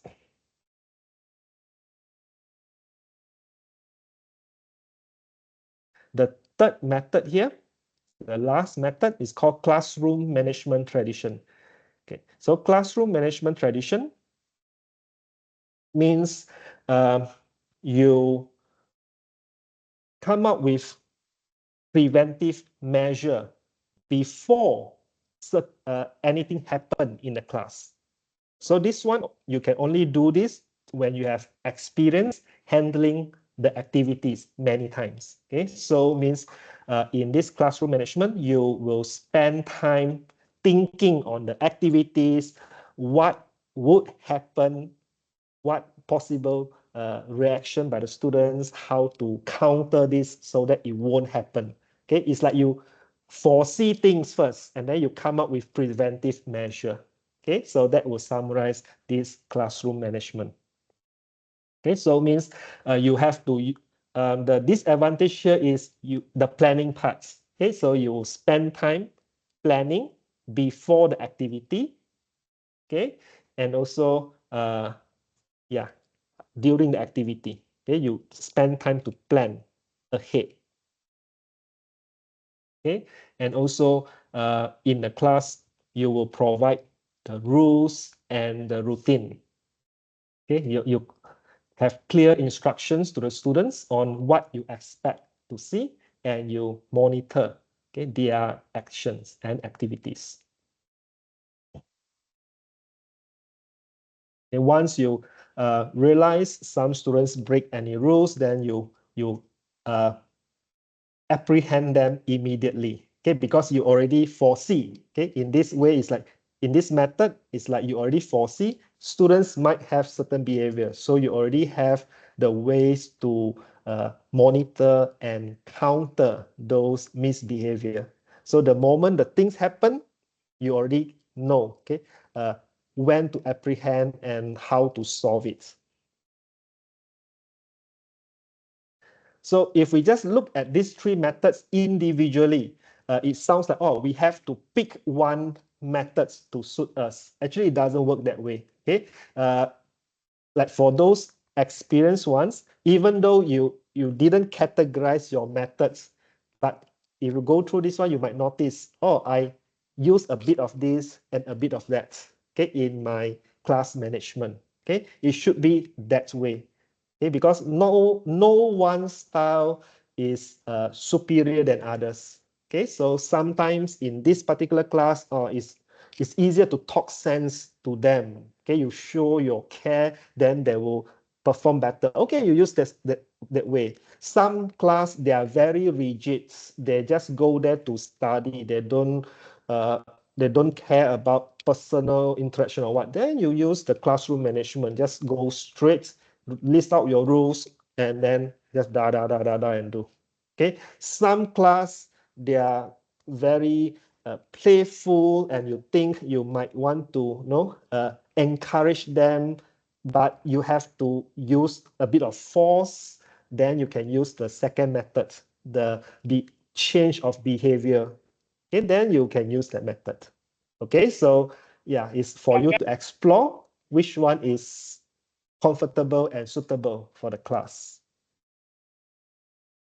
Okay, so far so good, yeah? All right. Okay, so this is another version of so-called the style, okay, your management style. Okay, this one is quite straightforward. So you have more teacher control and then students involvement. So you have more teacher control on the top, less teacher control at the bottom, less students involvement on the left, more students involvement on the right. Okay, so how this thing works. So the first one is authoritarian methods. Okay, so authoritarian methods, you can see here, more teacher control, less students involvement. It means this one is like our typical cikgu garang. Okay, if you remember, like in school, sometimes you have the cikgu garang. They just go in the class, you follow my way or you go to highway. Okay, so there's no discussion. Okay, I said like this, you follow. There's no negotiation. Okay, iron claw. Okay, that is the authoritarian. Okay, I say you follow. Okay, it might work in some class, it might not work in some class. Okay, so there's less students interaction there. You just go there, do the business, and then go home. Okay, so that's the first one here, authoritarian. Okay, the students might scared of you, okay, or they might rebel. Not sure. Okay, it can go both way. The second method, authoritative, sounds a bit, I mean, it's almost similar, but it's a bit different here. So authoritative here, more teacher control, more students involvement. It means you are still strict in the class. You have your activities planned out. You still punish them or you still apprehend them when they are doing mistakes. You still have the control in the class, okay? But the students' involvement is there. Means you still open to discussion. Okay, if the students feel like, oh no, we cannot meet this deadline because of several reasonable reasons, then there's a negotiation. Okay, fine, I will open up for another 2 more weeks. There's a negotiation over there. Okay, so you are strict at the same time, you open for idea from the students. So this one might work better than the first one, where you just know my way or highway kind of style. Okay, so that is authoritative. Strict, but open for discussion. Third is indulgent. Okay, so indulgent over here means you still plan out the activities. Okay, everything you still plan out the activities, but there's less control in the class. You give more freedom to the students, because over here you can see less teacher control, more students involvement. Means the students, they can do whatever they like for the activities that you plan. Okay, there's a less involvement on your side. For example, will be like class discussion. The students, they do most of the work, you just facilitate. Okay, so it works in certain activity, but not all the time.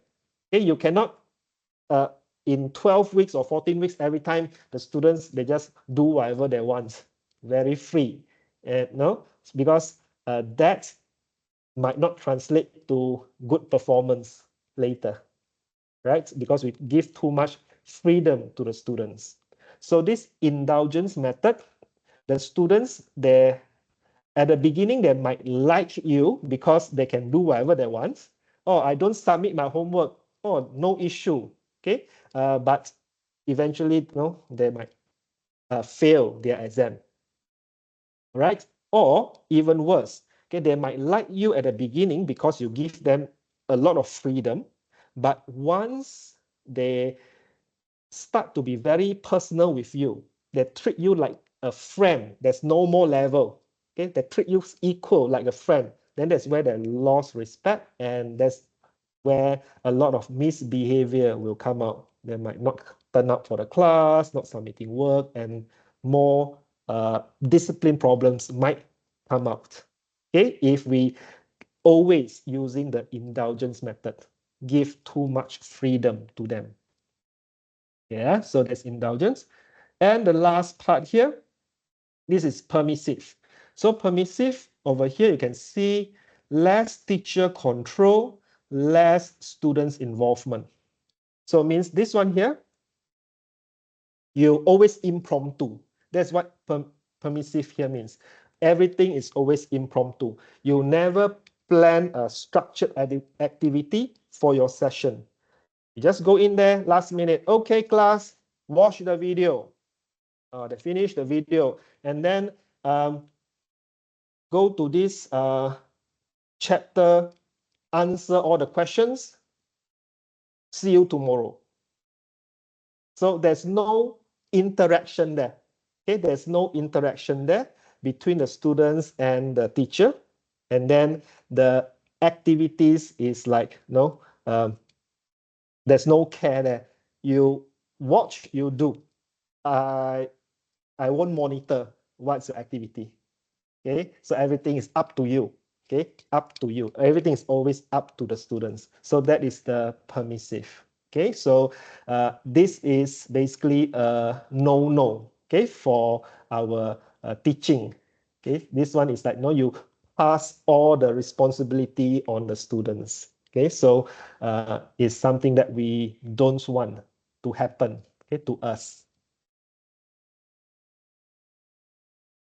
Okay, clear? So most of the time, we will just change our style within these three only. Either we are iron fist, okay, or sometimes a bit okay, or we give them a lot of freedom in the activities, okay. But we always like change within these three, okay. But definitely not the last one here. Okay, last one here means something wrong with us already. Okay, we hate the class so much that we don't care already. Okay. All right. So yeah, there's some styles that we can apply in our classroom. Okay, the last part now, we look at something that we hope that we won't see. Okay, students misbehavior. Definitely every time we will have certain misbehavior. It's just that to what extent. Okay, so like earlier, yes, Prema, you raise your hand. Yes, sorry. I just want to know, that Mm. diagram that you showed, is it only applicable to classroom or can it be applied to any working situations? Any situation. Okay. Yeah, any situation. As long as you are the person in charge. Like in a workshop or in seminar. Yeah, as long as you are the person in charge, then how you want the flow or the mood of the classroom. Thank you. Okay, no problem.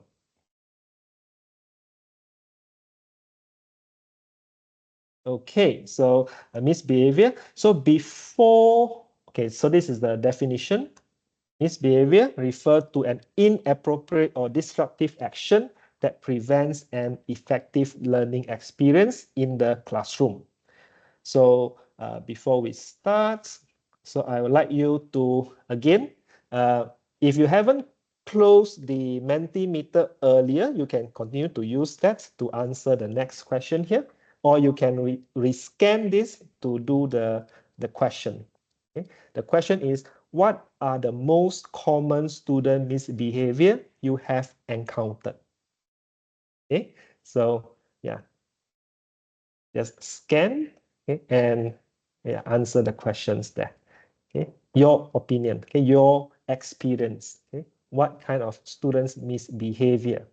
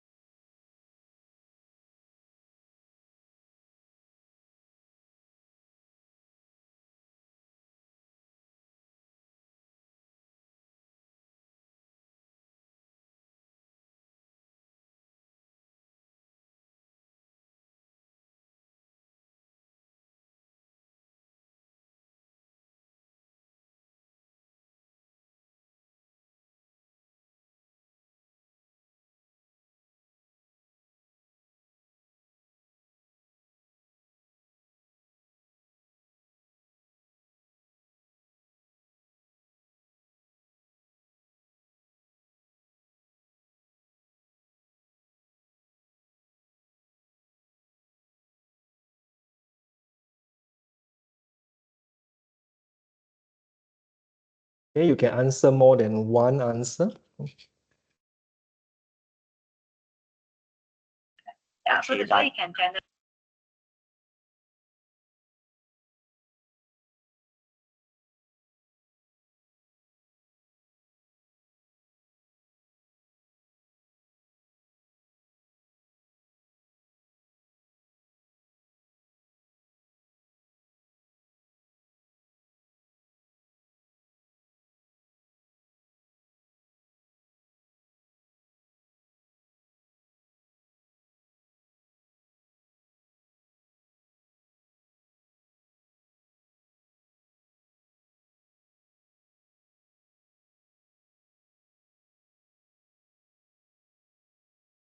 Okay, so we have answers here, we have feedback here. So yeah, as you can see, I share over here. Okay, these are the common misbehavior. Okay, disrespectful, okay, talking loudly, okay, talk back, lying, attitudes, okay, too personal, okay, getting physical, that is very serious, okay, questioning ability, playing games as a group. Any more coming in?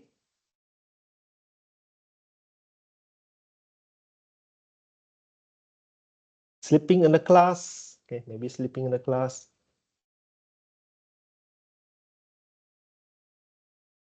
Okay, absence, always late, okay. All right, thank you for the feedback.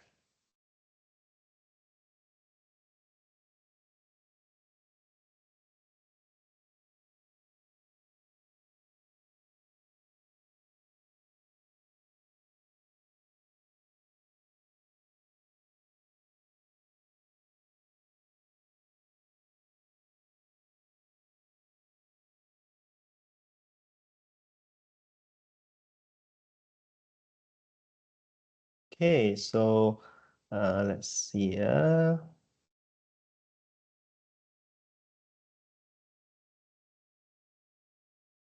All right.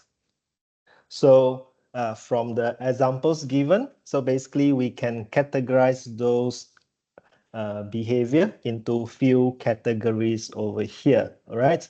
So earlier on, we can see that we have this disrespectful, okay, talk back, getting too personal, right?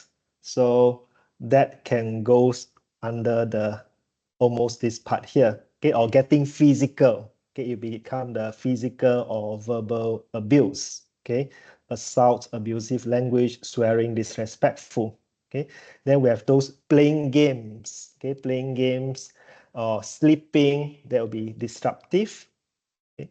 Then some the absence, coming in late, there'll be truancy, and the last part here is criminal, is where they start to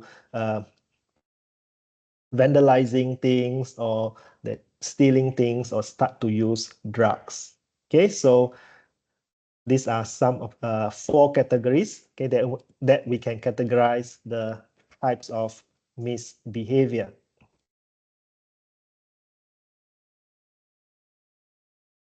So far, hopefully we don't have the last one there, okay, vandalism, theft, or drugs. But it does happen sometimes, you know, when we even we watch shows, you know, like the toilets is, you know, full of some graffitis or things like that. Okay, that will be the under the vandalism. Okay, the way to apprehend that will be different.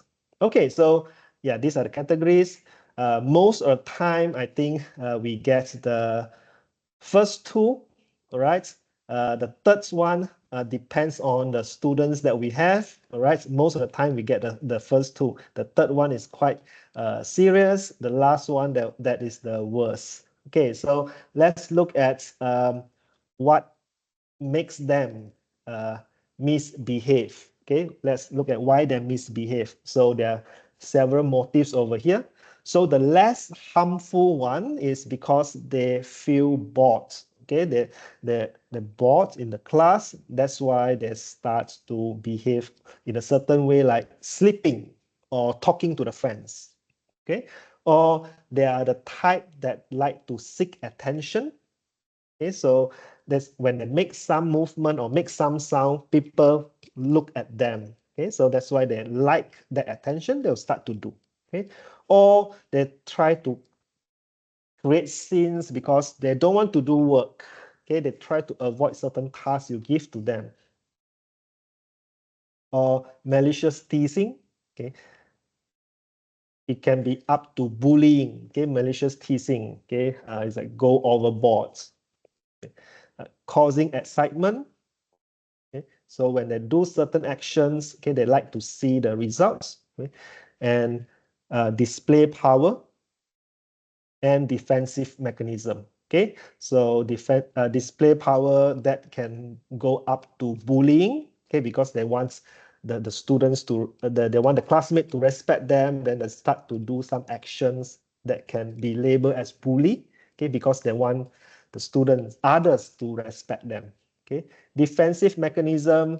This one is like, sometimes some students, they can be sensitive. Okay, so when you start to use certain words, they feel hurtful, they will respond to you, okay, verbally. Okay, that can be a defensive mechanism. Okay, so humans, very interesting things. Okay, some different people behave differently. With the even we are using the same statements.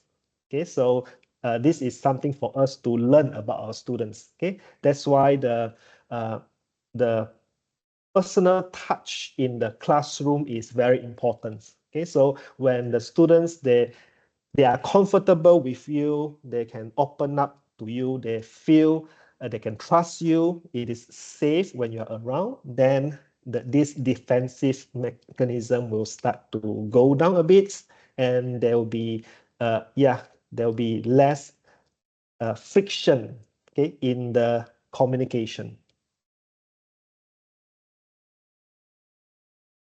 Okay, so strategy over here.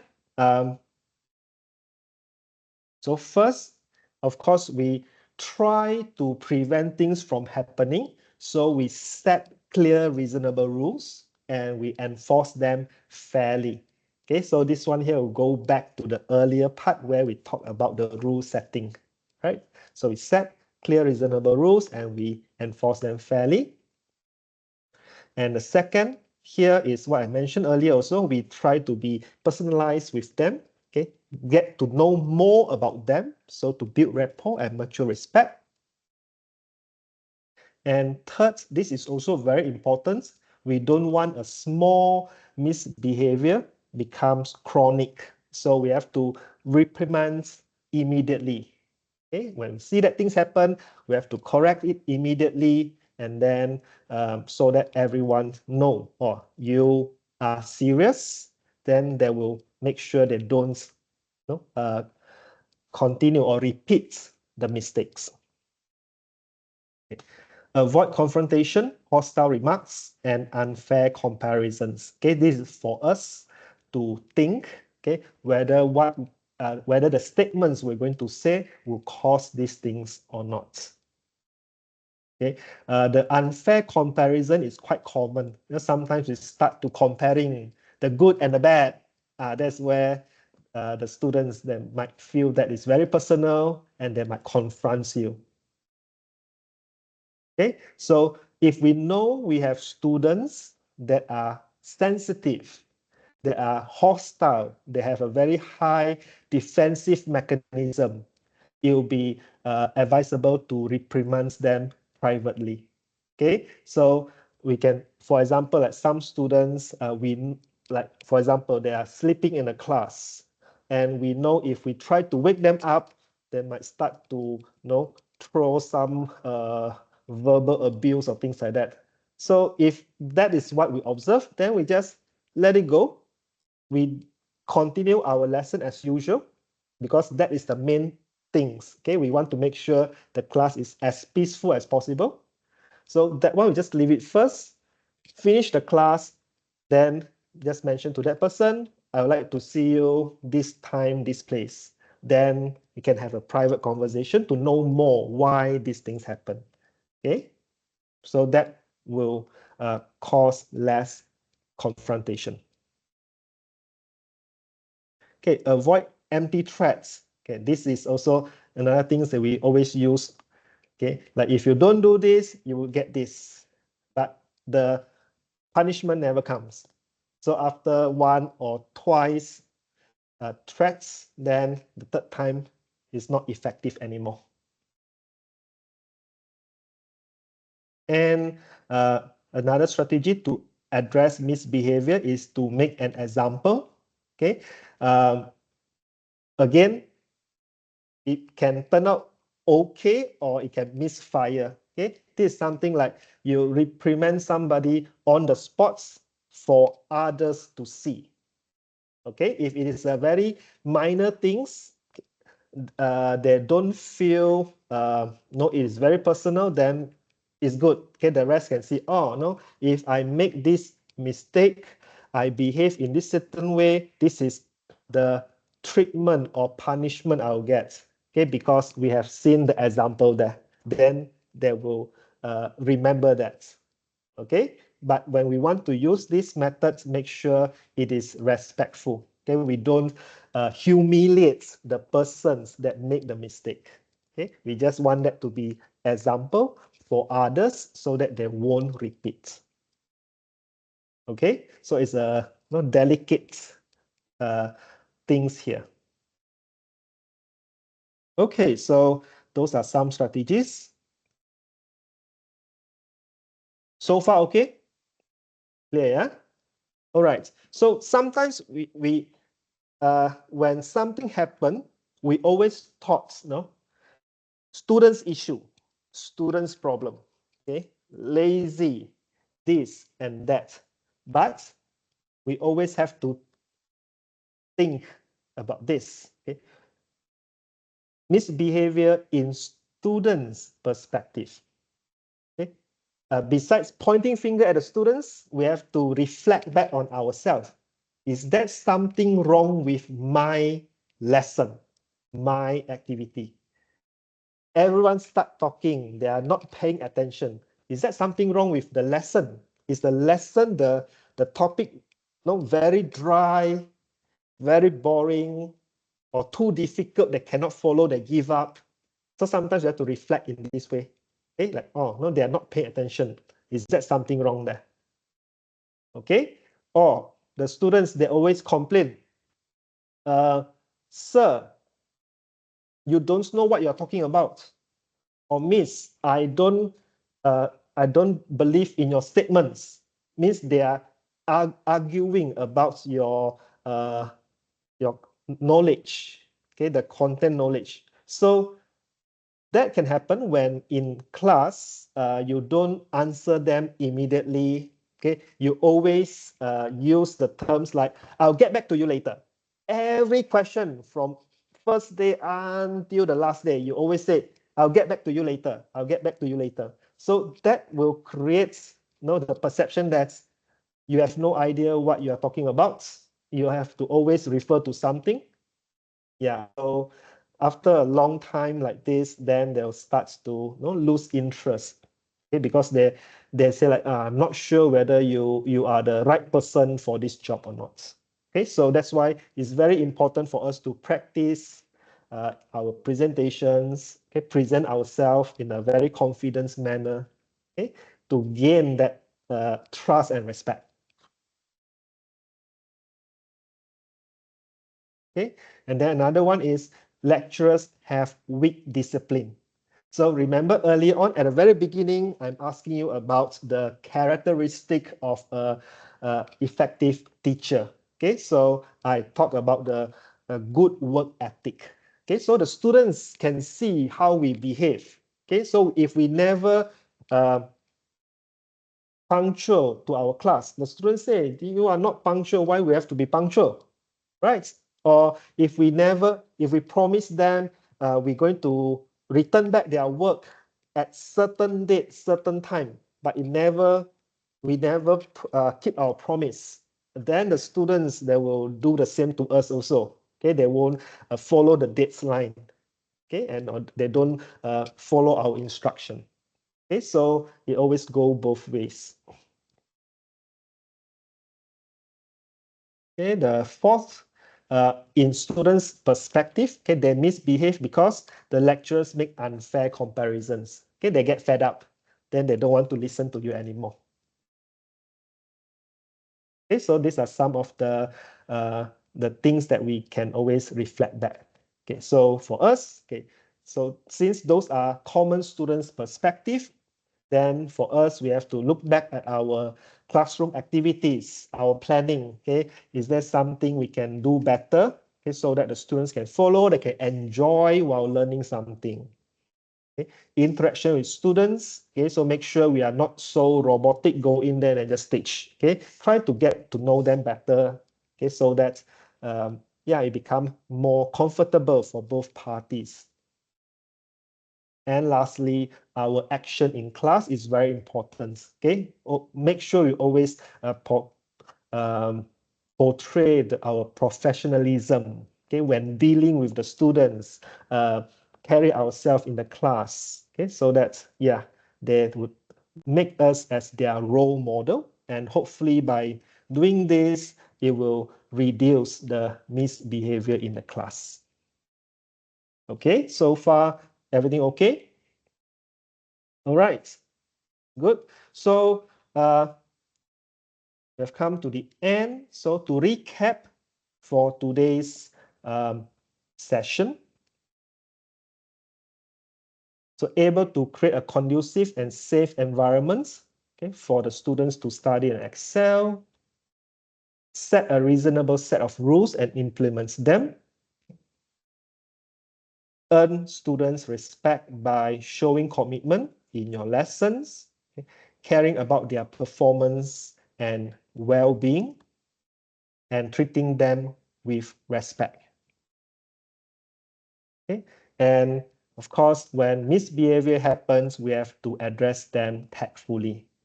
All right, so that is the recap for today's session, classroom management and practice. Okay, so thank you very much. Any questions? Everything okay? All good. All right, thank you very much. So if no questions, then have a nice weekend. See you again next Friday. Okay, for the next session. Thank you Okay, very much for the bye. insightful training. Thank you, sir. Okay, welcome. Thank you. Okay.